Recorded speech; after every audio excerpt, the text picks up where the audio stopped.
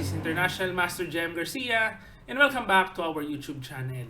So ngayon po medyo maiba lang tayo. Ang aaralin nating games ngayon ay mula sa isang tournament na sinalihan po namin ni IM Pao. Ito yung 19th Asian Games sa Hangzhou, China way back nung last September. So yan po, hindi ko nagawa ng mga videos kasi medyo busy ako noon. Pero ngayon, aaralin po natin yung mga games doon kasi marami po kami nakalaban ng mga Super Grandmasters. And isa po dito ay si Grandmaster Ramesh Babu Pragnananda na nakalaban po ni IM Pao. So medyo swerte siya dito. Nakalaban niya si Pragi. Alam naman natin si Pragi kasali po sa Candidates Tournament. So yung pinadala kasi nung Team India doon, puro 2700 Super GM. So nandun si Gukesh, si Vidit, and si Hari Krishna po yung nakalabang kong 2700 din. Pero ngayon, ang aralin natin ay yung laban po ni IM Pao versus Grandmaster Pragi. Ayan, so punta tayo sa ating laro. Black po si IM Pao and white si Pragi. Ito nag-start with D4. Ayan, so nag-D5 si Pao, C4, E6, Knight F3, Knight F6, Knight C3, and then dito kinapture ni Pao yung pawn sa C4. So ang pinasok ni Pao dito, medyo magulong linya. Hindi ko lang alam kung anong tawag dito eh. Parang Queen's Gambit accepted po ang linyang ito. Ayan. So nag-E4 and then si Pao nag-B5. Talagang sabayan ang style ni Pao. Gusto ni Pao yung mga magugulong laban. So take note, pag kinain po yung B5, of course babaksak yung pawn sa E4. So makukuha yung center ni Pragi. Ayaw niya ng ganyan.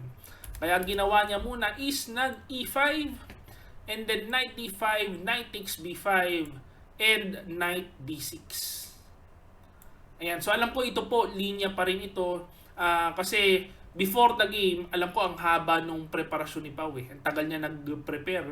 Abot ng siguro 2 to 3 hours na prepare si Pao.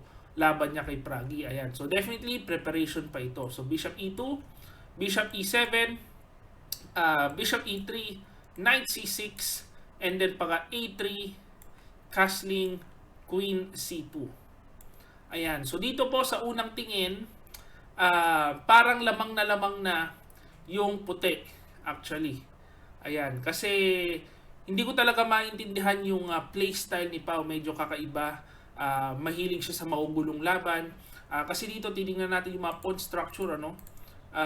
Puro isolated pawn na. Tapos yung mga pyesa ng puti, ang gaganda ng development. Tapos control pa yung center. Pero yan daw ay very playable according to the engine. So medyo kakaiba ang playstyle na nabuo. Ito po parang modern chess. Hindi siya kagaya yung mga classical chess, yung mga tinitingnan, yung mga pawn structure. Pagka pawn structure dito, lamang na yung puti eh. Pero according to the engine, very playable. Ayan. So nag-Knight A5 si Pao. Depensa lang muna sa pawn sa C4. Rook D1, development. Bishop A6, Knight C3. And then dito, nag-Knight D5. Offering the exchange ng knights. Ayan. So kinapture, capture. At dito, ang parang only move para magkaroon ng advantage for white, which is H4. Hindi po ito nakita ni Pragi. And malalim itong idea nitong H4 na ito. Kasi halimbawa, no, magbibigay lang ako ng isang possible line na very complex, sobrang gulo po ng linya. So halimbawa mag-H6 ka dyan. Ayan. So magna-Knight G5 daw yan. With the idea of Queen H7, and pag kinapture, capture, so of course threatening checkmate, mag-G6, Bishop F3, Queen B5, tapos sa pagka-capture, capture, Queen E4, threatening Queen A8, tapos Queen H4 checkmate. So ang best po dito, sabi ng engine, is C3 para may counterplay na pangmate sa Queen E2. So ka-capture, Bishop F8, check, capture, and then dito, lamang pa rin ang puti kasi may anytime pwede niyang itabla kapag gusto niya. Ayan. So yan po ang linya na napakahaba ng engine. Yan ang possible mangyari kapag nag H4. Kaso yan po, hindi po yan nakita eh. Ang ginawa dito ni Pragi, nag Bishop G5, threat yung E7 Bishop, and of course, pagka kumain ka, merong Queen H7 checkmate, and Bishop F3 tuhog. Ayan po ang idea ng white. So, syempre, hindi po kinain ni Pao. Nag F6 lang, then pagka capture, bumalik, and then pagka Rook AB8, makikita natin dito, very active ang mga pyesa ni Pao. Ayan. So, talagang kakaiba ang chess na nilalaro ni I Am Pao, no? Kung titignan nyo po dito yung mga pawn structure, no? Yung mga pawns na ganyan, basag na po lahat ang pawn structure. Kung tutusin, dapat lamang na po dito ang puti. Kaso, sabi po ng engine, around equality lang, no? 0.47 lang ang lamang kasi very active yung mga pyesa ni Pao. Ayan, para magtatalunan na lahat. No? So, nag-castling, and ito, nagbitaw na naman ng good move with Queen F5. No?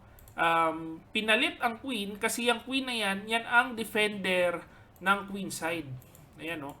Pagka nawala yung Queen, mawawala ng depensa ang Queen side. So, ngayon, pagka-capture, take note, pagka halimbawa, dinipensahan ang B2 pawn with the Rook D2, pwede lang po yan pilahan, magbabattery lang, and atakihin ang B2 pawn.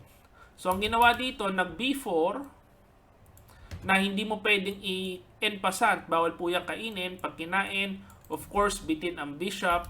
So, nag Knight B3 si Pao, pinasok ang Knight, and then pagka Knight E5, nagbitaw na naman ng napakalalim na tira si I Am Pao. So, yung Knight E5 kasi yan, ang threat po niyan is yung C4 pawn, and merong fork na idea dito ang puti. Kaso, hindi mo naman pwedeng kainin yung Knight sa E5. Kasi pag kinain mo yan, kakapture, ma-open ang bishop, threat ang A7, and then may mga F4 na ideas, magkakaroon ng protected passed pawn ang white, no? So, ang tira po ni I Am Pao dito is C5. Ayan, nakipagsabayan. Good move ang binigay ng ating stockfish. Kasi pagka C5, of course, hindi mo pwedeng kainin ng D-pawn. Pag kinain mo yan, bitin ng knight, no? So, mafo-forced kumapture with B takes C5. And dito, ang nag-iisang mali na ginawa ni I Am Pao. So, isang mali lang ginawa niya buong laro with knight takes C5. So, pagka knight takes C5, binigyan ng question mark ng ating stockfish. So, ano po ba ang tira? Ang tira kasi is bishop E5, pagka kumapture, rook FC8 lang. F4 muna, atakihin ang bishop, and then pagka-iwas ng bishop, merong malakas na rook F D8 pala. Ayan. So, threat ang bishop. Pagka umatras, merong knight takes C5, tapos yung knight papasok sa D3, merong outpost. At pagka tumalo na yung knight na yan sa D3, mahirap na pong paalisin yan. So, halimbawa, mag-waste tayo ng tempo, mag-H3 tayo. Pag ito tumalon dyan, mafo-force na po yung kumain, kain, opposite colored bishops, mauuwi sa tabla ang laro. Ayan, kaso, hindi nga na ganyan no? Ang ginawa ni Pao, kinain niya ng knight. So, question mark, ngayon, kung kumapture si Pragi ng pawn, lalamang na siya ng medyo malaki. Ayan, so pagka halimbawa kumain ka dyan, ang key move kasi is mag-C6. Ayan, so magkakaroon ng threat sa A7, tapos palaging pwedeng depensahan ng bishop. Pero sa totoo lang, parang malayo pa naman yan. Hindi pa naman matatalo ka agad yan, no? So dito, kinain kasi yung C4 pawn, nagkapalitan na naman ng pyesa, and then pagka knight E4, nauwi sa 1 pawn up si Pragi. Kaso, mauunang pumasok ang rook ni I Am Pao. Magkakaroon ng counterplay sa queen side. So pagka G3, rook FC8, ayan no, active na active yung mga rooks ni Pao dito. So nag rook C1 and rook B3.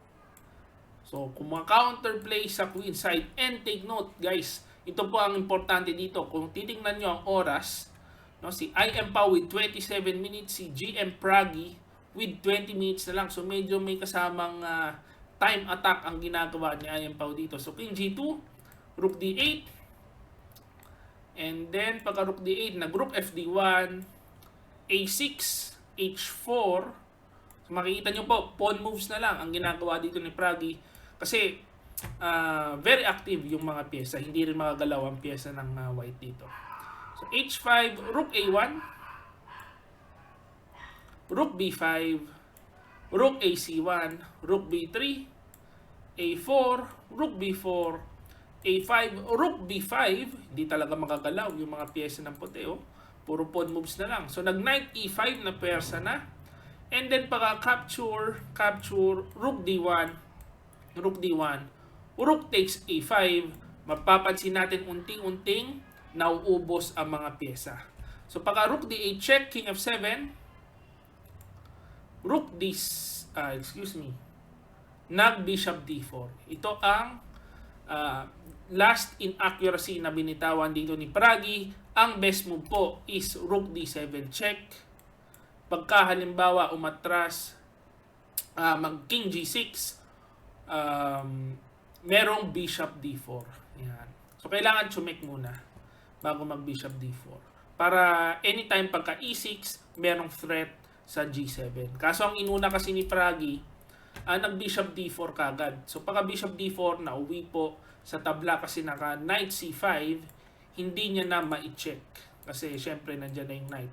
Nakaabang na po. And take note, pagka nag Rook D5, saktong-sakto lang merong Knight B3, mapapalit ang Rook or ang Bishop.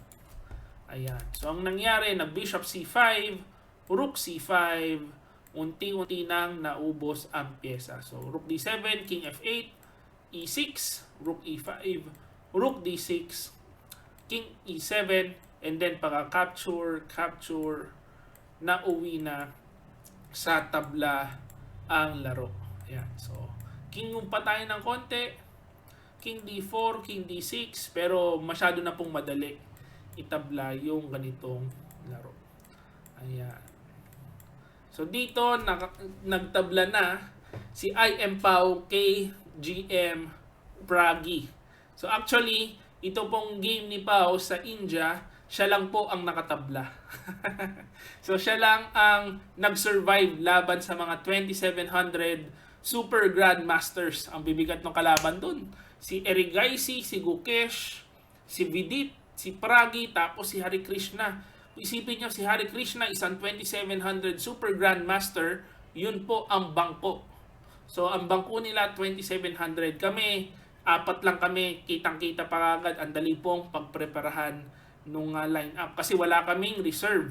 Hindi po kagaya yung India. Pagka minsan, si Gukesh hindi naglalaro.